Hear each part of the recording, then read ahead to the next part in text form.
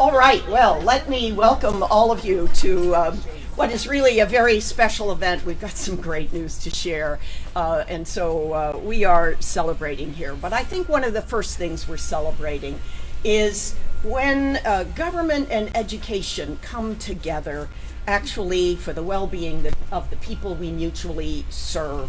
I'll tell you, that is one of the best partnerships that can actually exist for a county, for a community.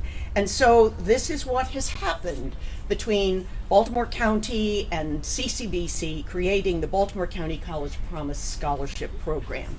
What we all know, we who live in the world of CCBC, what our county executive knows, what our superintendent knows, is that we actually have to worry about 21st century students who need 21st century skills and education for 21st century jobs. And those of us at CCBC know how hard it is often for our students, the students that we serve, to actually come to CCBC full-time, attend for 2 years, finish a certificate or a degree, and be on their way to their transfer partner institution or into the work world. And that is because so many of our students have jobs, have families, have full-time obligations. So when you get a chance to mount a wonderful initiative like this one, where actually all the families in Baltimore County who fit into that middle income range now have an opportunity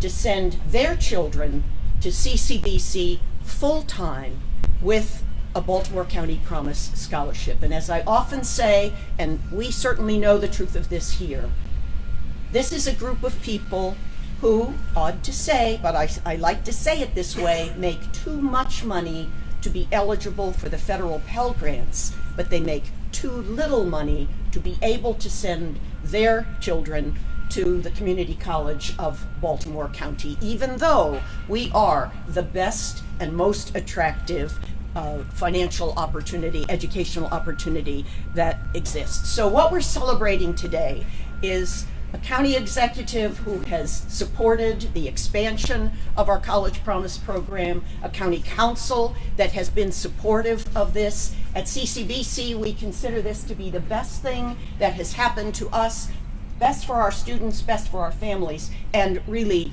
very best for the community college too. So I'm going to tell you some really great news before I introduce the county executive. He and I had a conversation not too long ago because we were looking at this wonderful scholarship perhaps not reaching as many people as it could. Last year, when we rolled it out for lots of good reasons, we only gave 111 awards. This year, this morning, where's Ginny? This is Ginny. She's in charge of giving out these scholarships. Ginny. But let me tell you why we really want to applaud for Ginny and for the county executive and for all the work that people have done. Because 111 last year, guess what? Today, as of this morning, we have awarded 397 College Promise scholarships. And Ginny tells me before this day is over, we will have crossed over the 400 mark.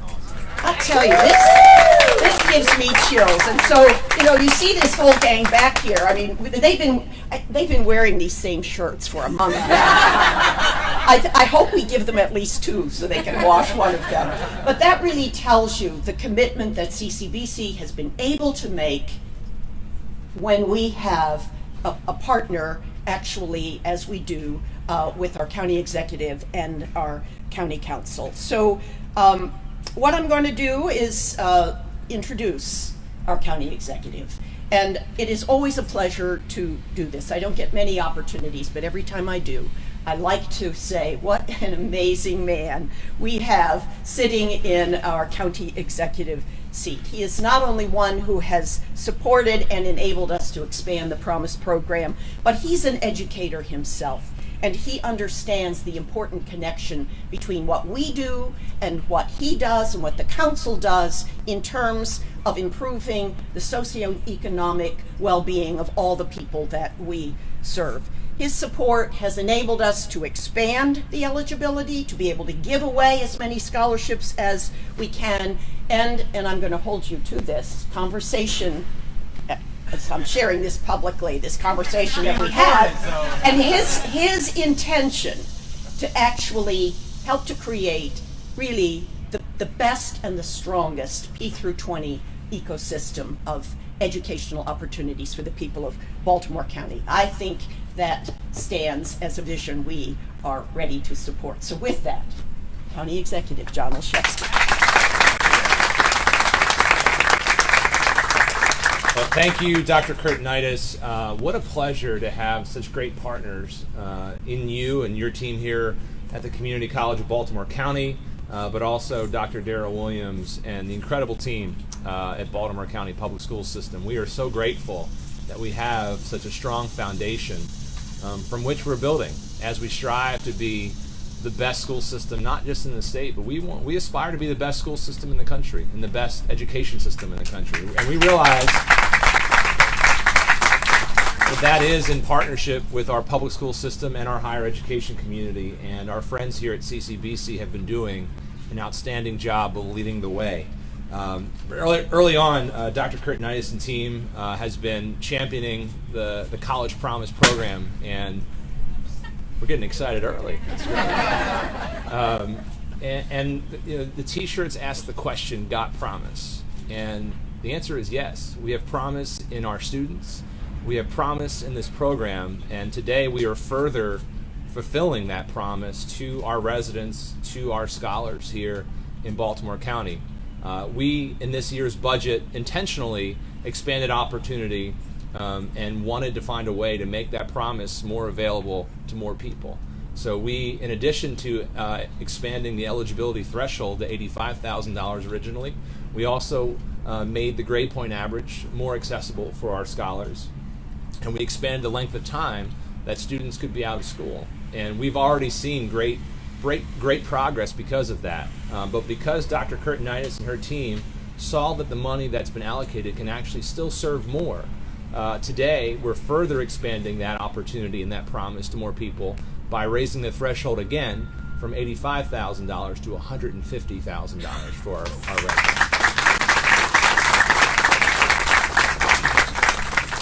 So as was mentioned, I'm an educator at heart. Education will always be a passion and priority here in Baltimore County. And again, I'm grateful to have partners at all levels to do that. So I'd like to, at this time, turn the program over to a partner in that progress, someone who's hit the ground running, who I know is working hard to prepare ourselves for the first day of school on Tuesday.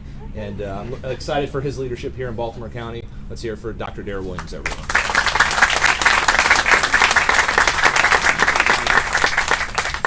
So good morning, everyone.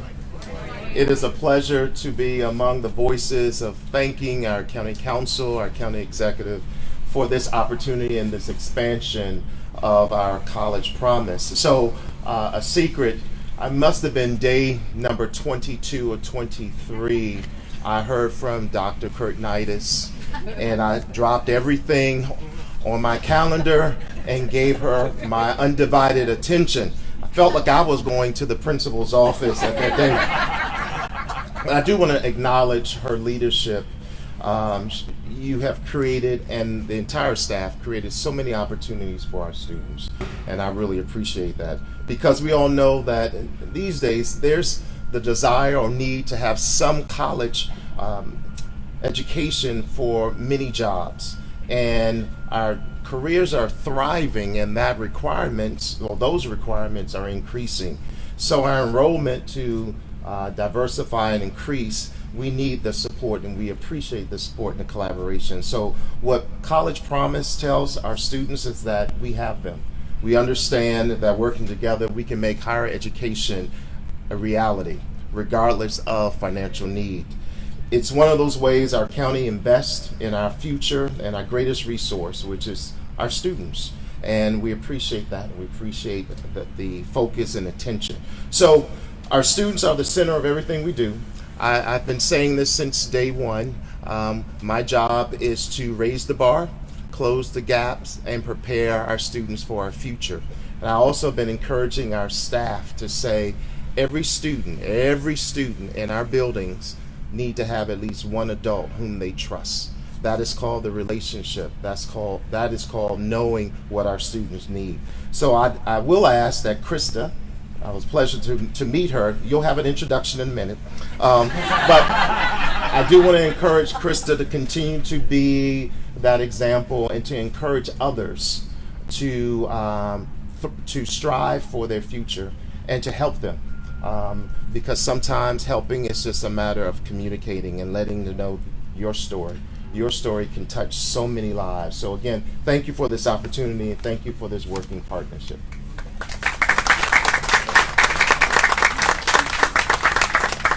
Dr. Williams, thank you. Yeah, I treated him for lunch, however. It wasn't like going to the principal's office. But how great to have these two impressive gentlemen sitting here as partners. And why are we all here? It is indeed because of the students that we serve. And so, given that we're welcoming over 400 Promise College students, it's sort of very special to actually have one of them with us here to speak on behalf of all of them. This is Krista Bryant. She's a 2017 high school graduate, and she is majoring in criminal justice. And what we expect to see, Krista, because we know you're a hard charger and a hard worker, in 2 years, we expect to see you walking across the stage. Caroline Scott's going to organize this big commencement. You're going to be part of it. Looking forward to shaking your hand as you accept your associate's degree in criminal justice. And then you go off either to chase the bad guys or move on to the university. Either way, it's your choice. But please, let's welcome Krista Bryant to say a few words. Good morning. So, I'm Krista. I'm a 2017 graduate. I started CCBC back in 2017. CCBC wasn't my first choice. My first choice was a four-year university, but I'm glad I came to CCBC because I wasn't ready for a four-year university. The cost was expensive. I didn't have the financial support. And when I first started, the College Promise wasn't around. So I was working 35 hours per week, 40 hours per week, along with other outside activities, trying to manage school and stressing, worrying about if I could pay my tuition on time, how long will I be in school. Certain classes I couldn't take because I didn't have the funds to do it. I didn't have the financial support because it was just me and my mom. And I'm glad that the College Promise is around today because it's really helping me. It's like taking a barrier off my shoulder because I don't have to worry about how I'm going to get my tuition paid. Like, how will I pay for the classes that I need to graduate? And I'm proud to say that in spring of next semester that I will be graduating with, yes, with my associate in criminal justice. And my plans is to move on to Towson University. And I've been saving money since the College Promise Scholarship to put towards my tuition for Towson. Thank you. That was great.